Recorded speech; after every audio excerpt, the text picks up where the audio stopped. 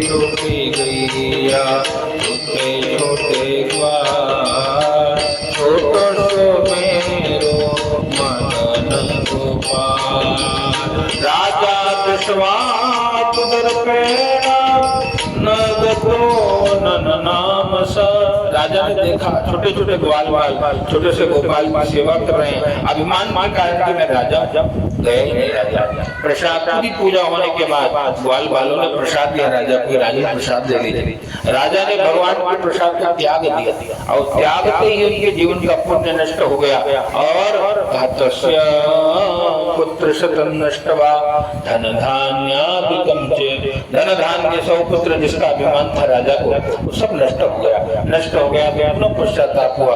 उसी गांव में गए, ग्वाल वालों को बुलाया, बैठे हैं, भगवान का स्वयं पूजन किया, विनती करी कि प्रभु आपकी महिमा को नहीं जानता था इसीलिए अपराध हो गया, अब से मैं ऐसा अपराध नहीं करूंगा।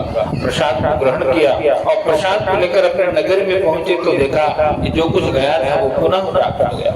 और अब राजा नित्य भगवान की भक्ति करके मुक्त हो गए। सूर्य महाराज कहते हैं यदम कुरुते सत्य व्रतम परम दुर्लभ। परम दुर्लभ भगवान के व्रत को जो कोई करता है उसके जीवन के कष्ट दुख पीड़ा धीरे धीरे सब नष्ट हो जाते हैं। वही भगवान कभी राम बन के कभी श्याम बन के अनेक रूप रूपाय विष्णवे प्रभ विष्णवे भक्तों का कल्याण करते हैं।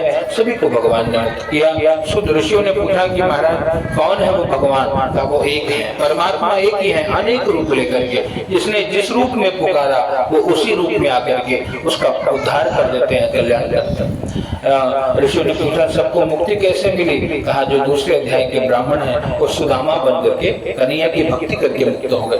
लकड़हारा केवटराज बने, राम जी का चरणामृत पान करके मुक्त हो गए। महाराज जी दशरथ बने, पुत्र रूप में राम जी को पाया, राम राम कहते हुए तन को त्याग कर सात्विक धाम को गए। छोटे छोटे ग्वाल ब्रजमंडल में निवास करने वाले ग्वाल बने, कृष्ण भक्ति करके गौ सेवा करके गौलोक धाम को गए।